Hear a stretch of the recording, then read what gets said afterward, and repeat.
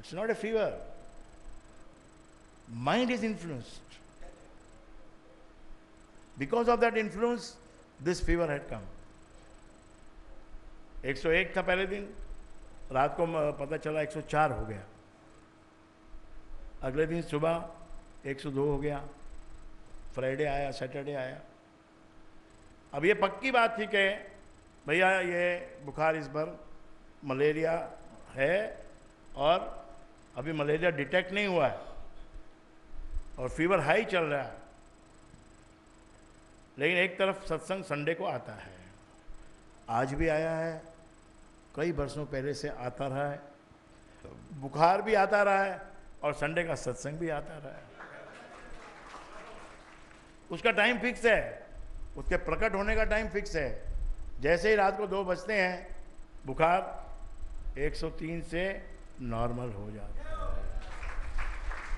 और नॉर्मल होके सुबह बात होती है कि चलना है क्या? चलना है। अरे भाई थोड़ा आराम कर लो। मलेरिया में तो बोलते हैं कि रेस्ट करना ही पड़ता है, रेस्ट किए बिना मलेरिया दोबारा आ जाता है। तो मन के अंदर सोचते हैं दोबारा आ जाएगा, कोई बात नहीं, एक सत्संग तो हो जाएगा संडे का।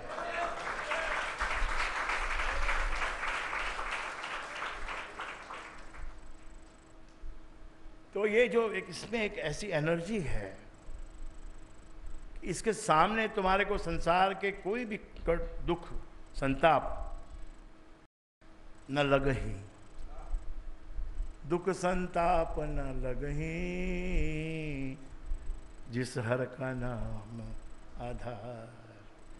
ये नानक और नानक के भक्तों ने ये महसूस किया है। लग खुशियाँ बादशाहियाँ जे सतगुरु नजर करे। अरे गुरु के लिए कमाओ, सतगुरु के नौछावर कर दो। लाख खुशियां, एक खुशी नहीं, छोटी मोटी खुशी नहीं, लाख खुशियां बादशाहियां। संसार की बादशाही भी अगर छोड़नी पड़े तो तुरंत छोड़ देना चाहिए। शिवाजी महाराज के यहाँ आए रामदास जी, क्योंकि संत वो उस समय के संत भिक्षा मांगा करते थे, भिक्षा मांगने का उस समय से रिवाज था। तो उन्होंने भिक्षा के लिए अपनी झोली फैला रखी थी। तो शिवाजी महाराज ने सोचा कि क्या दूं गुरु को। भाई कुछ गोडाउन जो भरे पड़े हैं अनाज के वो इनके नाम कर दूं, कुछ और संपदा इनके नाम कर दूं। और कौन सी संसार की ऐसी वस्तु है? जनक महाराज ने भी भक्ति प्रकाश में जो पाठ है इसमें कहा है कि हाथी, घोड़ा, जवाहरात, मणि, मोती। गुरु आप आज्ञा कीजिए, क्या चाहिए आपको, वही आपके लिए चरणों में आपके डाल दिया जाएगा। मन में सोचा शिवाजी ने, ये दे दूं, वो दे दूं, वो दे दूं, वो दे दूं। फिर अंत में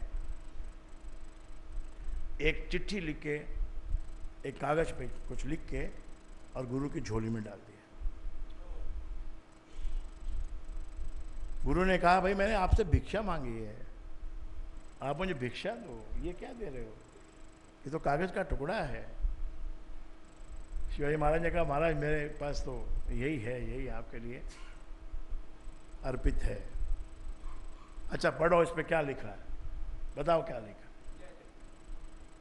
इस पे लिखा है कि मैंने अभी तक जो कुछ भी कमाया है या पाया है वो राज साम्राज्य जो भी है सब आपको समर्पित है। पूरा राज समर्पित कर दिया। इतनी बड़ी बात अपन कोई कर सकते हैं? पूरा राज समर्पित करना और स्वयं के ईगो को उसमें खत्म कर देना। इससे ईगो खत्म नहीं होता है, आपका यश नहीं मिटता है, आपका यश चमकता है। जब आप अपना ईगो समर्पित करते हो ना तो आपका यश कई गुना तुरंत बढ़ जाता है। वैसे यश को बढ़ने में टाइम लगता है, लेकिन समर्पण से वो बहुत ऊंचाइयों को छू जाता है। रामदास ने कहा तो अभी तो यह राज्य मेरा हो गया, अब चलो जैसा मैं कहूँगा वैसा करो, क्या आप आज्ञा कीजिए। क्या आज्ञा है? चलो मेरे साथ भिक्षा मांगने। चलिए। पूरे नगर में शिवाजी को लेके गए, भिक्षा मंगवाई। राजा, जो राजा है, उसको आज अपने ही नगर में, अपने ही साम्राज्य में भिक्षा मांग रहा है। क्यों? क्योंकि गुरु की कृपा हो गई है, उसके अहंकार को बिल्कुल खत्म कर दिया।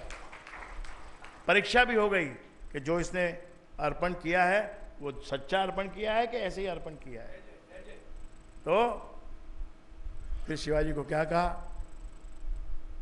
ठीक है, मेरा साम्राज्य है, ये साम्राज्य को चलाने के लिए मैं तुमको अपॉइंट करता हूँ।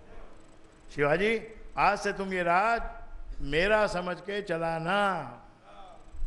तो ये तो बात 300-400 साल पुरानी तो है, और कितनी साल पुरानी है? ज़्यादा पुरानी नहीं है, ऐसे हजारों साल पुरानी बातें भी हैं। स्वप्न में आए विप्र और स्वप्न में कहा कि मुझे भिक्षा चाहिए। राजा हरिश्चंद्र ने कहा, मांग लीजिए महाराज, जो मांगना है, कि तुम्हारा राज्य दे दो। तो महाराज ठीक है, संकल्प पानी हाथ में लिया, संकल्प किया, ये राज आपका हो गया। इतने में नींद खुल गई। अरे ये तो सपना था, सपने में ये बात हो गई। तो सुबह दरबार लगा तो वही जो सपने में जो विप्रवर आए थे, वही दरबार में भी आ गए कि भिक्षा दीजिए। कि महाराज आपको भिक्षा तो रात को ही दे दी मैंने सपने में। गुरु ने कहा, मना किया गुरु ने, हरिश्चंद्र के गुरु ने मना किया कि सपने में दिया हुआ दान उसको एक्चुअल में देने की जरूरत नहीं होती है। लेकिन उसने कहा हरिश्चंद्र ने कि नहीं, मेरा ऐसा संकल्प है, ऐसा मेरा चरित्र है कि मैंने जो सपने में भी किया है उसको भी मैं पूरा निभाऊंगा। वो बहुत कई हजार साल पहले की बात है। इसी प्रकार आपको क्यों सुनाई जाती है ये सब बातें? क्योंकि आपको कथा का जो रस है वही पीना है। आपके भाग्य में कथा का रस आया है और ज्यादा मेहनत करने की आवश्यकता नहीं है। ये रेडीमेड जूस है। अरे पाइनएप्पल लाओगे तो उसके हाथों में कांटे लग जाते हैं पाइनएप्पल के, उसको कटवाना पड़ता है किसी एक्सपर्ट से। खुद काटोगे तो हाथों में कई जगह पे छाले पड़ जाएंगे और कटिंग हो जाएगी हाथों की। तो इतनी मेहनत करके पहले पाइनएप्पल को काटो, उसको कांटे निकालो, ये करो वो करो, फिर जूस निकालो। तो ये संत लोग कहते हैं, भाई पी, जूस पी। तैयार जूस तुम्हारे लिए कथा के रूप में है, पाठ के रूप में है। जो कुछ भी शास्त्रों में है, शास्त्र आप पढ़ पाओगे? कोई नहीं पढ़ पाता है। सुनना है, और सुनने में कला है। इधर ही बस डिसाइड होता है आपको कितना मिलेगा। कितना आपको मिलेगा? जितना आप सुनोगे। आप कितना सुन पाओगे? जितना फिर आप सुन के जितना आप अंदर लोगे, हृदय के अंदर धारण करोगे, बस जो अंदर धारण हो गया ना, उतना आपको 100% मिलेगा। दाता राम है सब सुख खान। ये बात विश्वास है आपका? नहीं विश्वास है तो रोज पढ़ो, रोज सुनो, कानों में रोज शब्द जाने दो। दाता राम है सब सुख खान, राम नाम चिंतन सुविचार, राम नाम को मन में ध्याना, है परम पद अमृत पान। परम पद मिलेगा। परम पद, पद तो सबको मिलता है कुछ न कुछ, पर तुमको परम पद प्राप्त होगा। परम पद का मतलब कोई चिंता की बात ही नहीं है। कोई ना कोई प्रॉपर्टी की आवश्यकता है, ना कोई बैंक की आवश्यकता है, सब तुम्हारा ही है। परम पद प्राप्त है। राम नाम जपो, परम पद पाओ। ये एक स्टेट ऑफ माइंड है। ये माइंड, स्टेट ऑफ माइंड जिसके पास है, उसके लिए चिंता मुक्त है, पाप मुक्त है। राम नाम ही एक ऐसा शब्द है जो पाप मुक्त करता है, और कोई नाम पाप मुक्त नहीं करता है।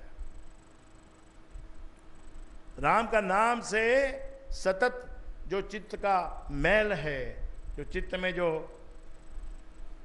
जो गलत परतें जम गई हैं और वो हमको कष्ट दे रही हैं, दबा रही हैं हमको, मन में ख्याल बैठ गया है, ख्याल तुमको दबाता है कि मेरे पास फैक्ट्री नहीं है,